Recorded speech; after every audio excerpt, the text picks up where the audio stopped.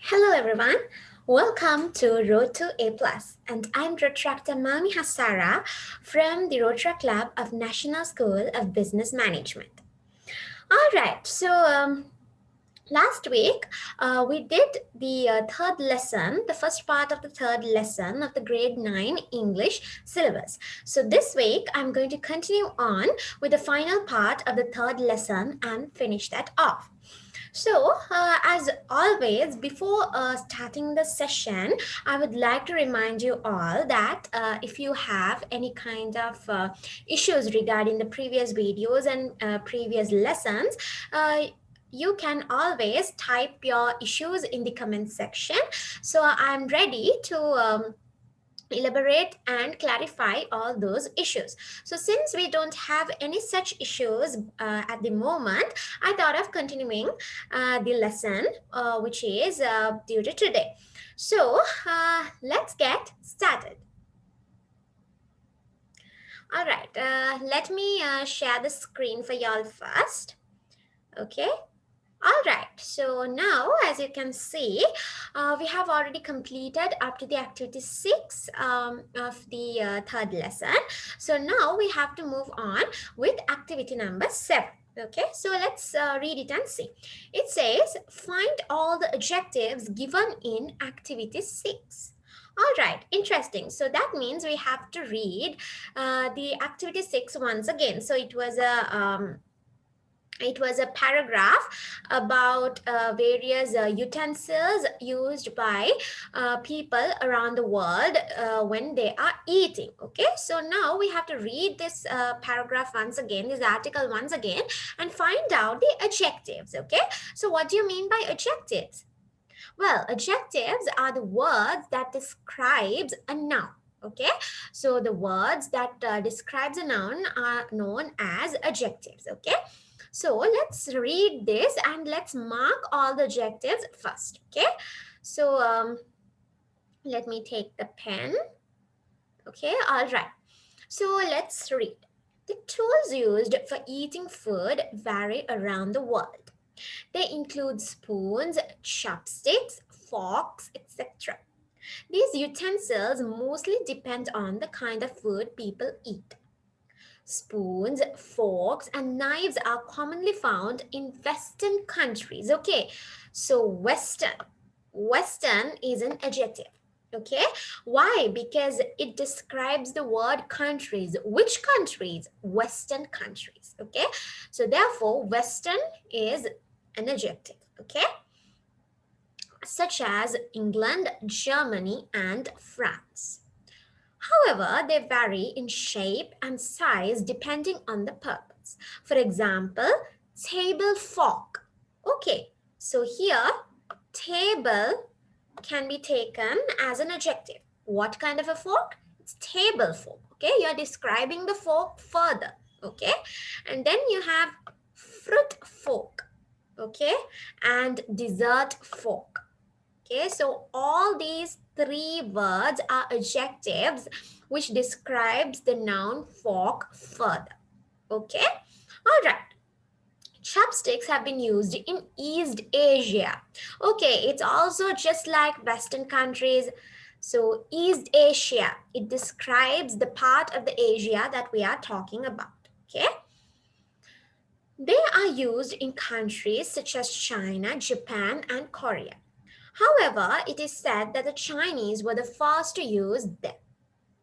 Apart from that, people in some countries use fingers to eat.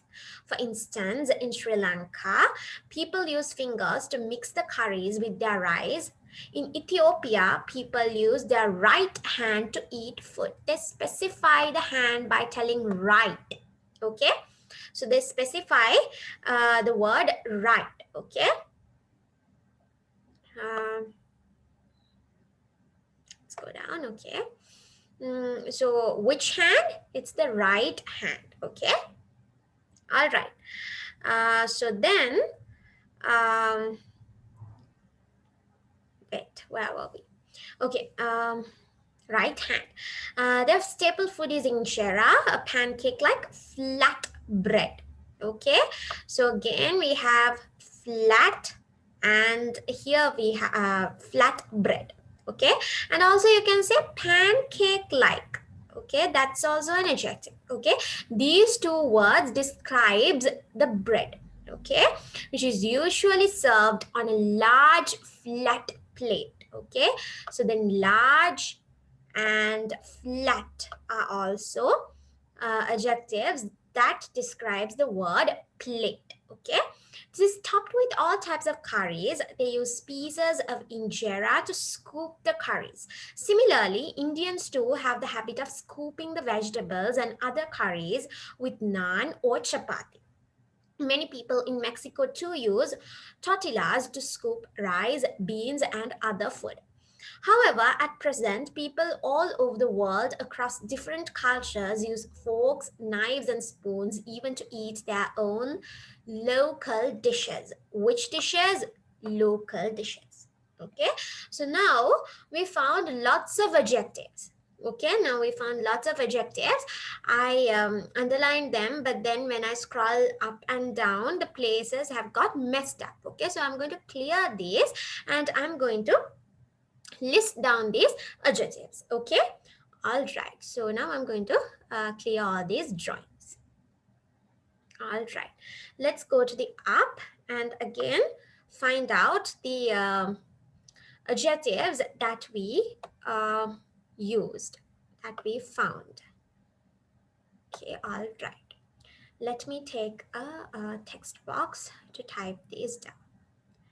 All right, now I have a text box and I'm going to write. Okay. Mm, the first word we found was Western. Okay, so Western. Western is an adjective. Okay, and then we found the adjectives that describes the fork. Okay, so it says table. Okay, then it says fruit. Okay, and then it says dessert. Okay, dessert. Okay, all right. Then it says East Asia. Okay, then the word East. Okay, East Asia. Then we found out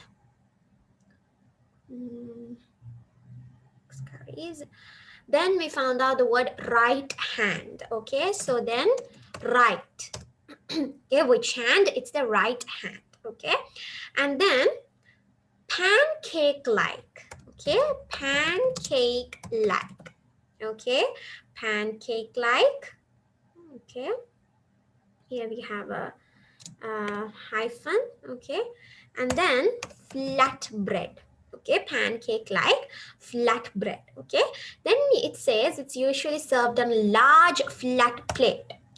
Again, large and flat both, but since I have already mentioned the word flat, I'm not going to write it down again.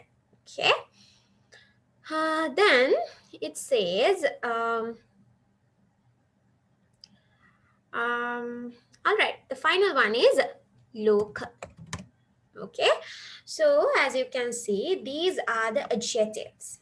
Okay, so these are the adjectives. All right, so we can take these down. Okay, so we can take these down now.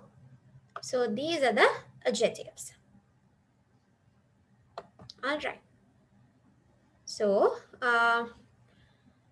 we have written down all the adjectives. So now what we have to do is we have to write sentences using these adjectives. Okay, all right, so that's we can do. I will like take 2-3 words and write down these sentences, so you all can write for everything. Okay, so let's take another text box. All right.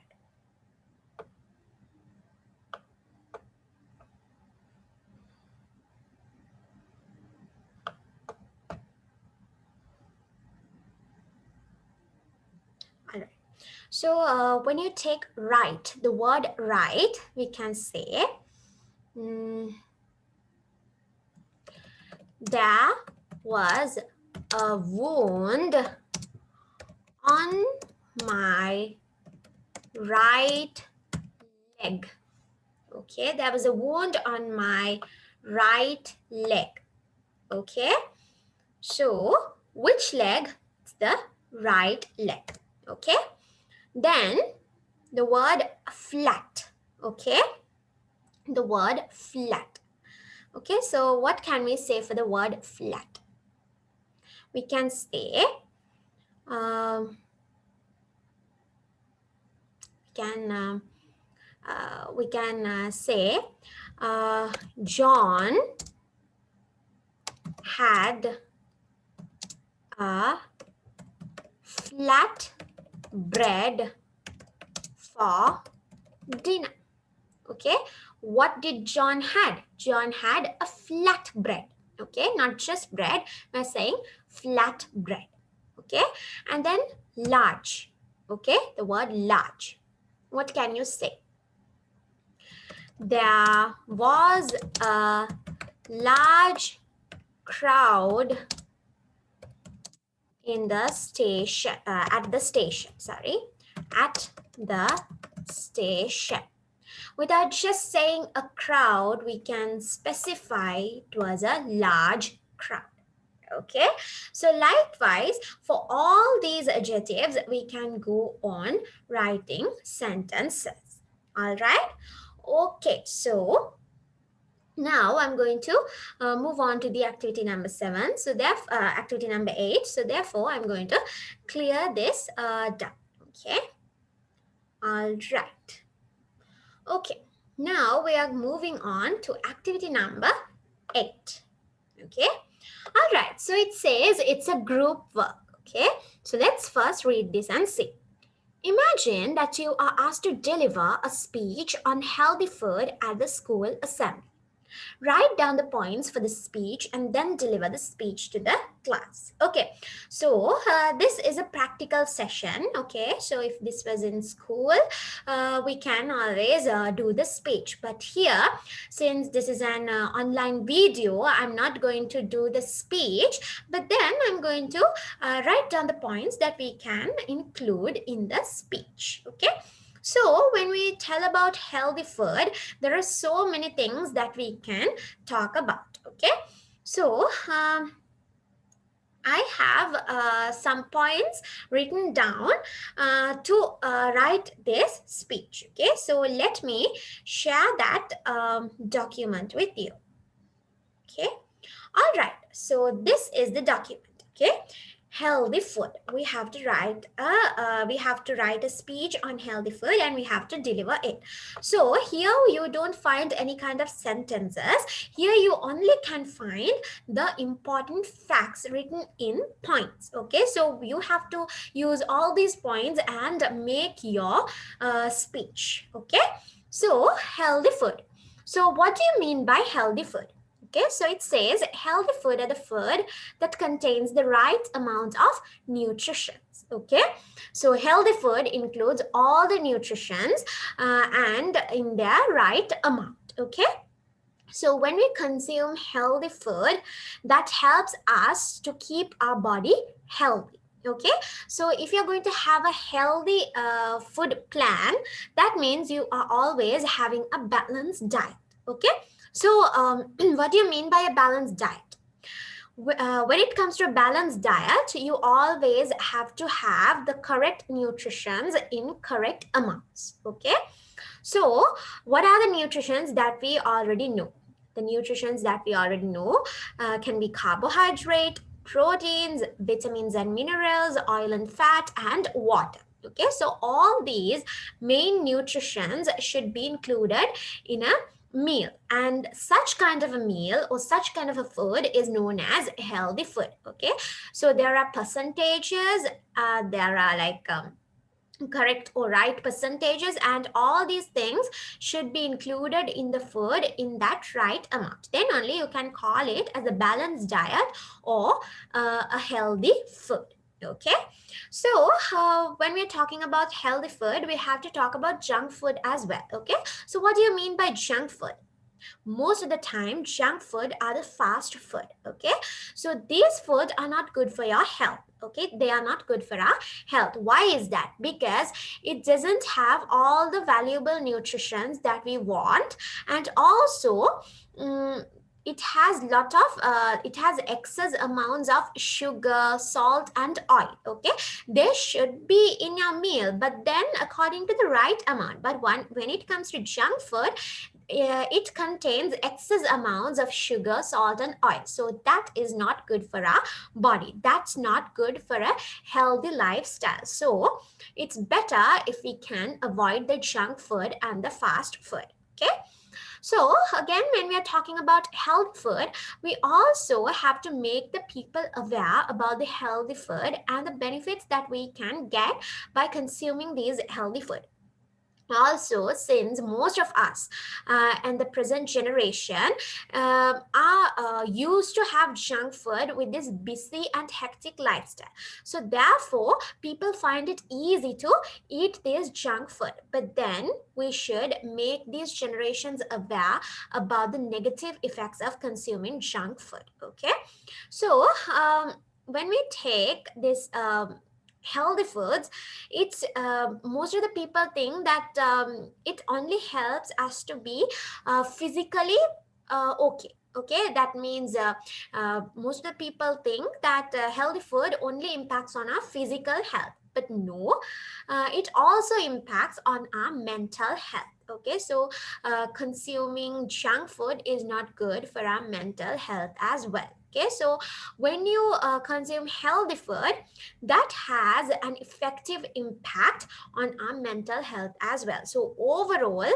uh, healthy food helps us to be very healthy. Okay, and then when we have good healthy food habits, that helps us to live a healthy and a fit life. Okay, so then we can reduce various kinds of diseases, including long-term health issues. Okay, because when you consume healthy food, that helps us to increase our immunity. Okay, so it's kind of a boost to your immune system. Okay, so therefore we can reduce various kinds of diseases by having a good immunity system, and also we can avoid long-term illnesses such as high blood pressure, diabetes, cholesterol.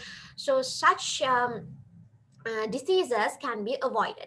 And also, especially, we have to talk about cancer, because it says that most of the cancers are because of the bad food habits that we follow. Okay, so most of the time those can happen because of the junk food that we consume throughout our life.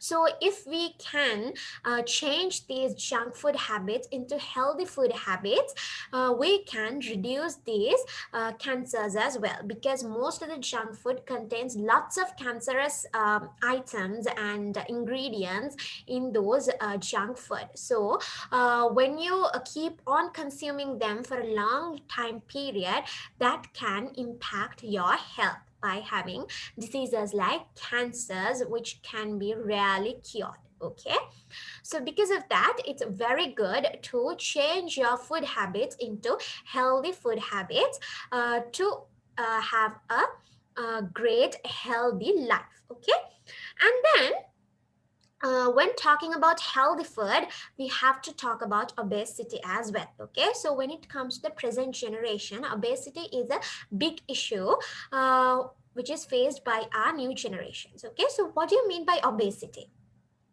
So obesity is being fat. Okay, so we have an indicator called BMI. Okay, so that gives you the correct weight that you have to control and maintain in relevant to your height. Okay, so if you maintain your BMI, that means you have a healthy body with yourself. Okay, so But obesity means if you have a high BMI rate, which is not suitable for you, that means you are an obese person. Okay, so obesity is being fat and being overweight. Okay, so you have to reduce your weight to get the BMI level that you have to get according to your height. Okay, so to reduce this obesity and to become a normal balanced person, healthy food is very important. Okay, so since healthy food doesn't include excessive amount of salt, oil and sugar, you will get a balanced diet. Okay, so you will have all the nutrients in the right amount, and then it helps you to maintain the weight of your self. Okay, and then the other benefit that you can get by consuming healthy food is it helps you to save your money. So it's good for your pocket as well. Okay. So when you are consuming junk food, we all know that junk food is quite expensive. Okay. So why are we going to eat something bad by giving lots of money? So it's very bad. Okay, no benefit for us at any time. Okay, like it's just for a moment that we feel something is very tasty, but then after that moment, after we eat that, there's nothing left for us good. Okay, so because of that, you can save your money and you can save your health both if you change your bad food habits into good healthy food habits. Okay, so these are few facts that you can include in your speech about healthy food. Okay, so when you are doing the speech, you can add these points, and also you can add more points, and you can elaborate each of these points and discuss during your speech. Okay, all right. Okay, now I think we can go back to our lesson once again. Okay, fine. So that is the end of activity number 8. All right. Okay, now we are going to do the activity number 9. Okay, and it is a reading activity. Okay, so first of all, let's read this and see what this activity is. Okay. Madhavi and Ashani were interested in different types of food. They found the recipe for preparing uppuma. The following are the ingredients of the recipe. Okay, so I believe that you all have heard about the uppuma. Okay, so this is a food which is very much famous among the Tamil community. Okay, so they make this food, so you can call this as an Indian food as well. Okay, so when you take a food, when you take a recipe, you have two parts of the recipe. That means it first says about the ingredients and the amounts that you have to use from each ingredient, and then the steps. Okay, and the steps to prepare the food. Okay, so first of all, let's read out these ingredients. Okay, so it says they need half a cup of semolina. Okay, what do you mean by semolina? It's rula. Okay, so you need rula. Okay, so you need half a cup of semolina. Okay, then 1 tablespoon of oil or ghee. Okay, so TBSP means tablespoon. Okay, so 1 tablespoon of oil or ghee. Okay, then quarter to half teaspoon of cumin. Okay, so TSP means teaspoon. TBSP means tablespoon. TSP means teaspoon. So I believe that you know the difference between tablespoon and the teaspoon. So the teaspoon is small and the tablespoon is a bit bigger than the teaspoon. Okay, so if we take the mathematical calculation of that, teaspoon has 5 milliliters and tablespoon have 15 milliliters. Okay. All right, so it says optional adds aroma. So adding cumin is optional. That means if you have, you can add. If not, it's fine. It is being added to get the fragrance. Okay, aroma means the fragrance. Okay, so when you cook, there should be a good fragrance. Okay, so to get that fragrance only, you add cumin. Okay, and then it says quarter to half teaspoon of mustard. What do you mean by mustard? You have heard of ab, okay, not mango, not amber, it's ab, okay. So all these are spices, okay. So when it comes to these Indian food, they use lot of spices to get those get that taste, okay. So you want to have a quarter to half teaspoon of mustard, okay.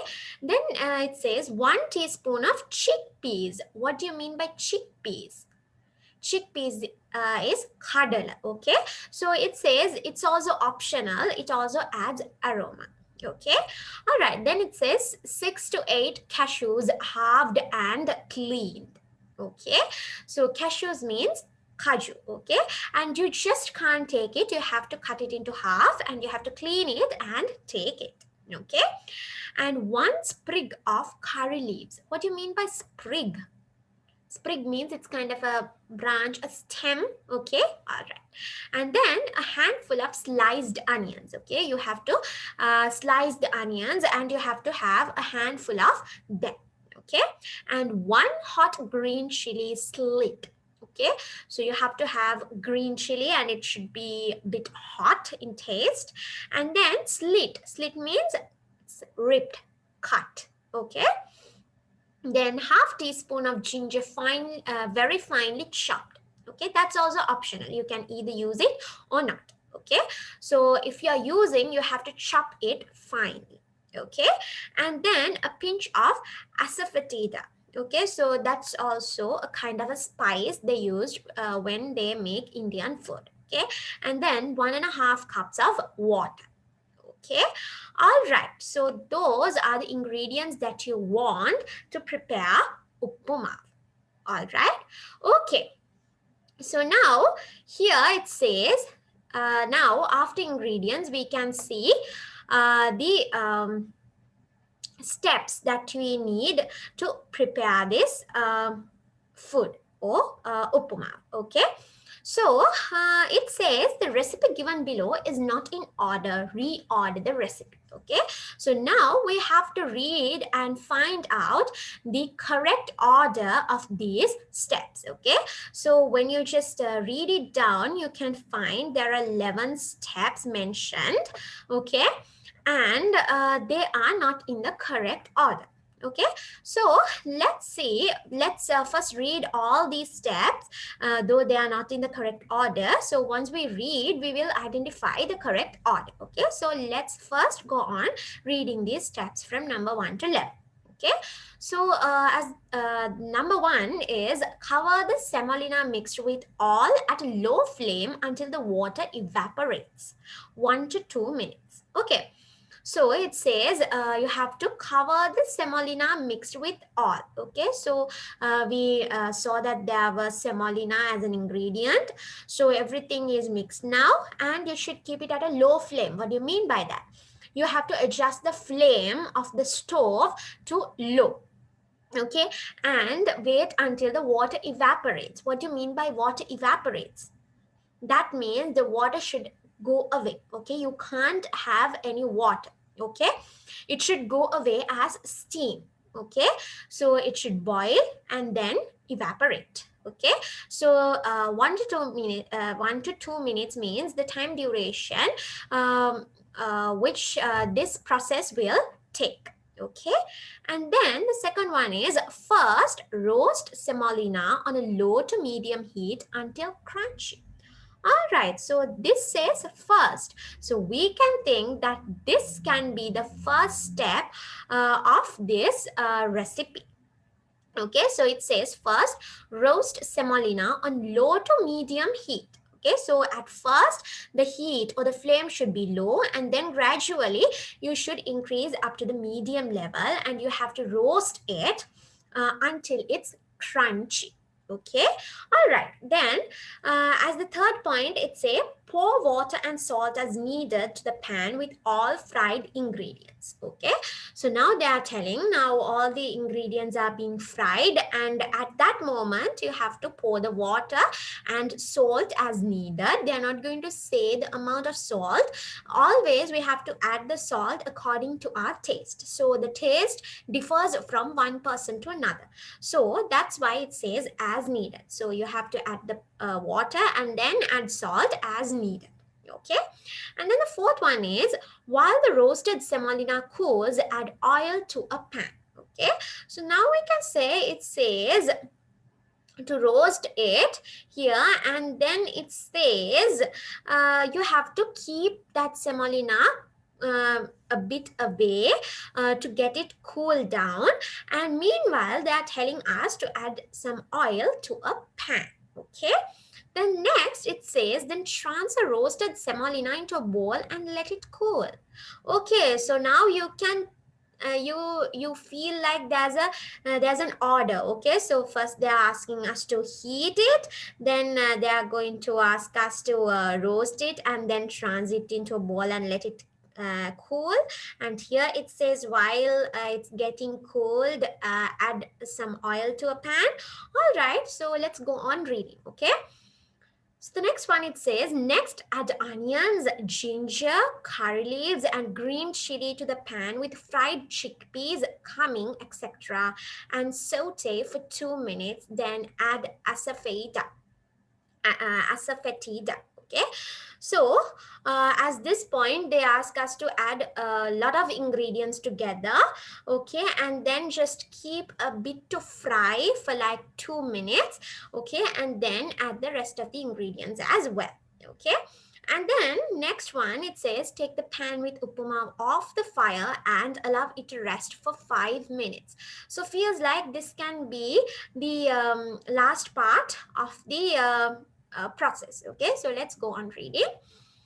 The next one says wait till the water boils and then add semolina while mixing all together. Do not allow any lumps to remain. Okay, now it says now at the beginning it said pour water. Okay, so now it says wait till the water boils. Okay, wait till the water boils and then add semolina while mixing all together. Okay, do not allow any lumps. What do you mean by lumps? In Sinhala you called it as kati gahena. Okay, so you should not have those lumps. Okay, so to avoid lumps you have to stir continuously. Okay, and then the next one it says when the oil is heated enough, add chickpeas, cumin, mustard and cashews and fry them until they turn into golden color. Okay, so at the beginning it says add oil to a pan. Okay, now it says when the oil is heated enough, add chickpeas, cumin and mustard and cashews and fry them until all those things turn into the golden color. Okay, and it says finally the hot tasty upama is ready to serve. So obviously this should be the last sentence because it says finally. Okay, and it says it's now ready to be served. That means done preparing it. Okay, so here it says once the water is evaporated, open the lid and mix them again. So can you remember as the first thing we read, it says wait until the water evaporates. Okay, and then this says once the water is evaporated, open the lid and mix them again. So you can see this comes after these two sentences have a connection. Okay. All right, so now I think we all have some kind of an understanding about the order of this recipe. Okay, so let's first see what we can do to find out the correct order. All right, okay, so since we had the word first here, I'm going to make this as the first sentence. Okay, so I'm going to put number 1 here. Okay, first roast semolina on a low to medium heat until crunchy. Okay, then it says then transfer roasted semolina into a ball and let it cool. So here it says to roast it. And here it says once it's roasted, transfer it to a ball and let it cool. So I'm going to make this number 2. Okay. All right. Then it says while the roasted semolina cools, add oil to a pan. So here at the second sentence, it says let it cool. So here it says while it is getting cold, you have to add oil to a pan. Okay. So I'm going to make it the third. Okay. And then here it says when the oil is heated enough. So here it says add oil, and here it says when the oil is heated enough, add chickpeas, cumin, mustard and cashews and fry them until they turn into golden color. Okay, so I'm going to make this the number 4. Okay, all right. So now we have added all these. Okay, then what else to be added? Here it says next add onions, ginger, curry leaves and green chili to the pan with fried chickpeas, cumin, etc. So here at this step we added the chickpeas and cumin. So here it says to that same you have to add the onions and other stuff. Okay. All right, so this should be the 5th step of the recipe. Okay. All right. Then it says pour water and salt as needed to the pan with all fried ingredients. So now all the ingredients had been added apart from semolina. So all those are fried now. Okay. So now what we have to do is we have to add water and salt. Okay, now we have to add water and salt. Okay, now since we have done adding water, it says wait till the water boils and then add semolina while mixing all together. Do not allow any lumps to remain. Okay, so you can say, so now we added water and then now we have to wait until it's boiled and then we have to add the semolina. Okay, so this should be the 7th step. Okay, all right. Then what it is? Cover the semolina mixed with all at a low flame until the water evaporates. So now we waited till the water boils and then we added semolina. Now they are telling cover it and keep it until the water is evaporated. Okay, so this should be the next step or the step 8. Okay, all right. So then what it is? Yes, then we have to talk about the evaporation. So it says wait until the water evaporates. Okay, here then it says once the water is evaporated, open the lid and mix them again. Okay, so after evaporation, we have to open the lid and mix them. So this should be the 9th one. Okay, and then they say take the pan with upama off the fire and allow it to rest for 5 minutes. Okay, so now it's the final step of the process. Okay, so finally it's ready to serve. Okay, so this is the final step. Okay, all right, so these are the steps. These are the order of the steps of making upma. Okay, so I'll read the whole recipe again according to the correct order. Okay, so you can listen to me. Okay, so first roast semolina on a low to medium heat until crunchy. Then transfer roasted semolina into a bowl and let it cool. While the roasted semolina cools, add oil to a pan. When the oil is heated enough, add chickpeas, cumin, mustard, and cashews and fry them until they turn into golden color. Next, add onions, ginger, curry leaves, and green chili to the pan with fried chickpeas, cumin, etc. and saute for 2 minutes. Then add asafoetida. Pour water and salt as needed to the pan with all fried ingredients.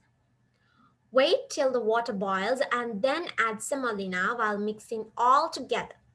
Do not allow any lumps to remain. Cover the semolina mixed with all at a low flame until the water evaporates. Once the water is evaporated, open the lid and mix them again. Take the pan with upama off the fire and allow it to rest for 5 minutes. Finally, the hot, tasty upama is ready to serve. Okay, so these are the 11 steps of the recipe of the upama. Okay, so this is how we reorder the correct order of this recipe. All right. Okay, so now I'm going to clear all my drawings and move on to the next activity. All right.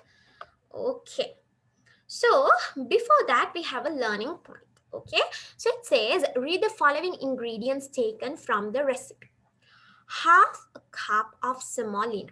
Okay, so it is just written as half cup of semolina, but when we read it, we have to tell it as half a cup of semolina. Okay, then 1.5 cups of water. Okay, so water and semolina are uncountable nouns. Note how the plural is formed. Okay, so what do you mean by these uncountable nouns? So when we take nouns, we have two categories as countable and uncountable. Okay, so countable means you can count those nouns such as pens, pencils, boxes. You can say 1 pencil, 2 pencils, 3 pencils, 1 pen, 2 pens, 3 pens, 1 box, 2 boxes, 3 boxes. Likewise, you can count them using 1, 2, 3. Okay, but when it comes to uncountable, that means you can't count them. What are the things that you can't count? You can't count rice. Have you ever heard telling 1 rice, 2 rices, 3 rices? No. Have you ever heard of counting water? 1 water, 2 waters, 3 waters? No. So when it comes to uncountable nouns, we use expressions to express the plural form of them. So likewise, if it is rice, we say 1 bag of rice. Okay, and then we say 3 bags of rice, 1 kilo of rice, 2 kilos of rice. So kilo is an expression. Okay, so cup is similarly an expression. Okay, half cup of semolina, 1.5 cups of water. Okay, so expressions are the ones we use to count and show the measurement of the uncountable nouns. Okay, all right, so that is the learning point, and with that learning point we are moving on to activity number 10. Okay, so here we have to use the correct form of the words given inside the bracket. Okay, fill in the blanks using the suitable form of the nouns given in brackets. Okay, so let me take the text box.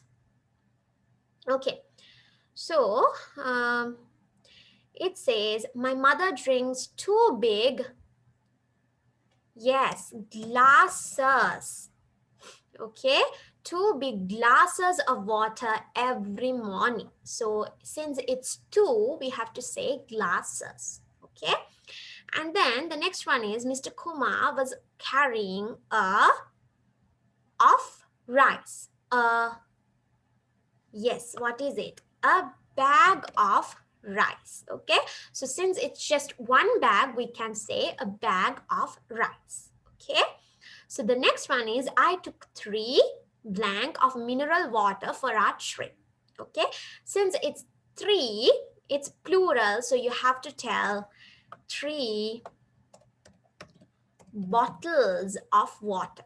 Okay, I took 3 bottles of mineral water for our trip. Okay, so the next one is Chamod gave 3 blank of rice to 3 poor men. Okay, so it's 3, that means it's plural, so it's 3 packets of rice to 3 poor men. Okay, then here the last one, it says Ashani, Kavindi and Manuti gathered 4 blank of flowers. Okay, again, since it's plural, we have to say 3 baskets of flowers. Okay, so this is how we have to do the activity number 10. So you can see they have used these expressions when it comes to expressing the measurements of the uncountable nouns such as water and rice. Okay, all right. So then the part B, it says now do the workbook activity 6. So since we don't have the workbook with us, we have to skip that part. But we have already completed the A part of activity 10. Okay. All right. So moving on to the next activity, I'm going to clear all the drawings of activity number 10. Okay. All right, let's move on to the activity number 11, which is a writing activity. Okay, all right, so it says on the final day of the International Conference for Student Leaders, all were dressed in their national costume. Describe what Nipuna, Madhavi, Ajayan, and other friends would have worn.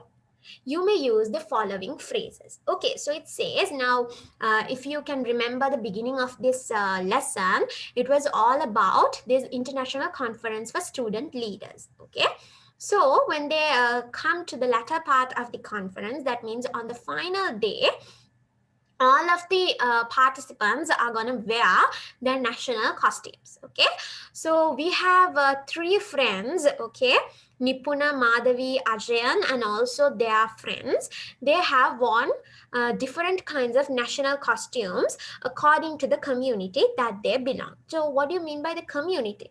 Community means the ethnic group. Okay, when it comes to Sri Lanka, we have so many communities. Okay, we have the Sinhala community, we have the Tamil community, we have the Muslim community, we have the Burger community. Okay, so likewise there are so many ethnic groups and communities, so according to their culture they have different kind of traditional wear. Okay, so we have to describe what each of them have worn on this last day of this conference. Okay, so you may use the following phrases. Okay, so these phrases tells us and they describes about the different traditional wear these people have worn on this conference. Okay, so let's read and see.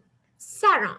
Okay, sarong. What do you mean by the sarong? We all know about the sarong. Okay, so sarong is worn by Sinhala people, then it's worn by Tamil people, and even it's worn by Muslim people. Okay, so sarong is worn by all these 3 communities, and they are worn by the males of each community. Okay, so in Sinhala we called it as the saram.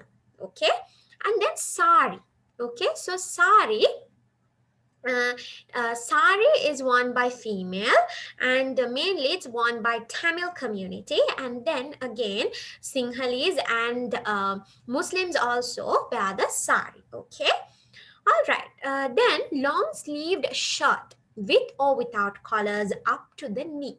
Okay, so this type of shirts are worn by the Tamil community. Okay, Tamil men wear these kind of shirts. Okay, which are up to the knee length. Okay, and then white sarong. Okay, so most of the time white sarong are worn by Tamil men.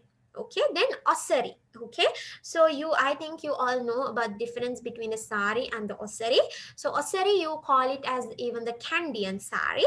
Okay, so osari is mainly worn by the Sinhala community, the females of the Sinhala community. Okay, and then we have Angavastra. Okay, Angavastram, a flat and narrow folded shawl wound round the waist with the ends brought up over the shoulders crossways. Okay, this is worn by the Tamil community, males of the Tamil community.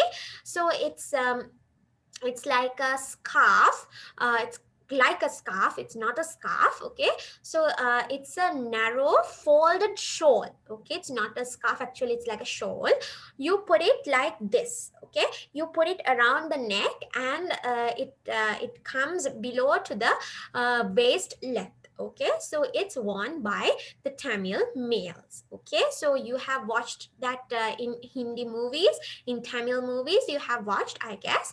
So that is worn by the Tamil community, the males of the Tamil community.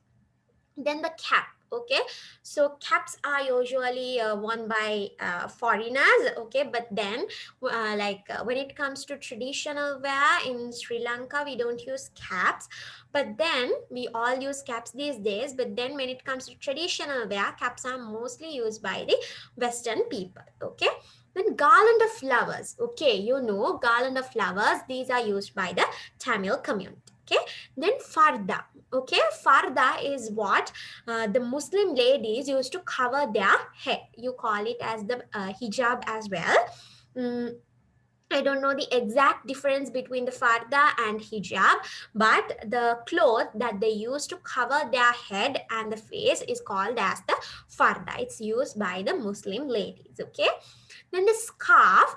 Okay, so that is also mainly used by Muslim ladies to cover the neck. Okay, they wear it around the neck, and even Tamil sometimes use it. And also scarves are also used by the Western people, because when it is too cold outside during winter, they wear the scarf around their neck to keep themselves warm. Okay, and the full suit. Okay, so when it comes to men, the full suit includes the trouser, the shirt, and the shirt is tucked under the trouser, and then you use a waistcoat, and then you have the tie or the bow, and then you have a blazer or the overcoat. Okay, sorry, the blazer or the coat. Okay, and then you use the shoes and socks. Okay, so that is the full suit of a Western man. Okay, and then the frock, again it's Western. Okay, so Western girls wear the frock. Okay, and then the shawl is also a folded cloth. Okay, so you use the Tamil community, females of the Tamil community and the Muslim community, they use the shawl. Okay, when they wear the shalwa, they use the shawl. Okay, so they put it around their neck, or they just put it over their shoulder, or sometimes they even put it over their head to cover their head. Okay, so these are the traditional wear they could find. Okay, so we have to write a paragraph and describe who used this. Okay, so you can begin like the pupils representing Sri Lanka were dressed in different attire depending on the community they represent. So we can say the girls who belonged to the Sinhala community were wearing osari uh, and sari, and then you can say the boys representing the Sinhala community were wearing the sarong. Okay, and then you can say the boys who were representing the Tamil community were wearing long sleeved shirts which are up to the knee length, and they were wearing the white sarongs, and some even wore the angavastra. Okay, so then you can say Tamil girls were wearing the sari, or you can say they were wearing the shalwa and they were having the shawl. Okay, so also you can say some of them were wearing garlands of flowers in their head. Okay, the Tamil girls. Okay, and then you can say the girls who represented the Muslim community were wearing the farda. Okay, and they were also using a shawl over their shoulder.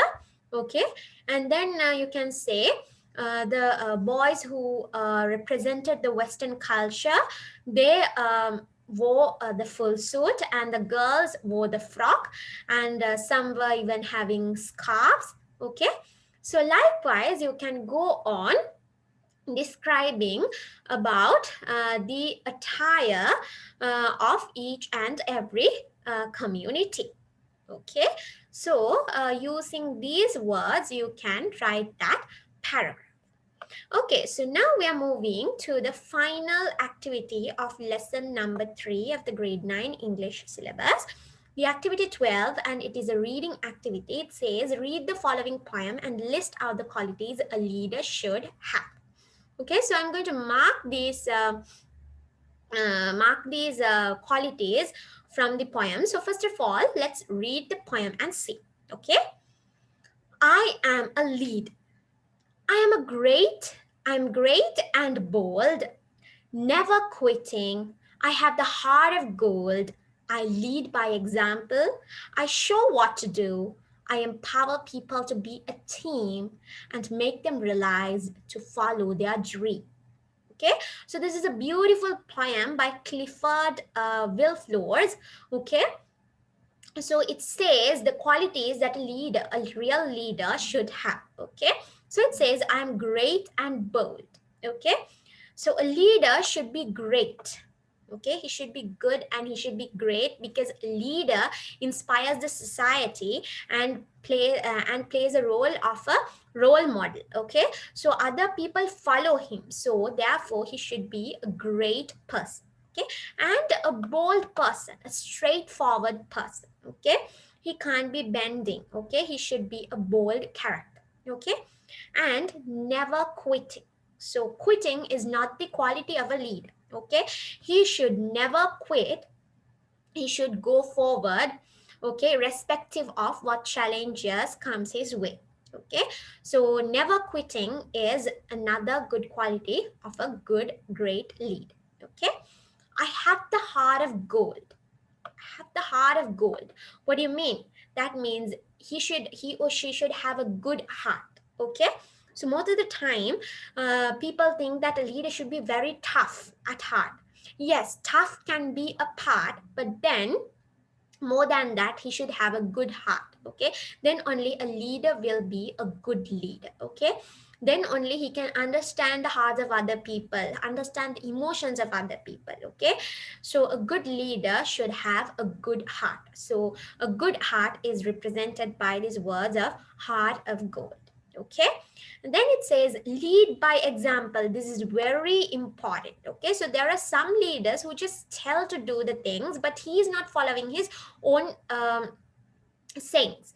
So a good leader should do what he says. He should be an example for the society, for his followers. So then only the followers will look at him and learn. Okay, so he should be an example. Okay, I show what to do. So how he's been an example?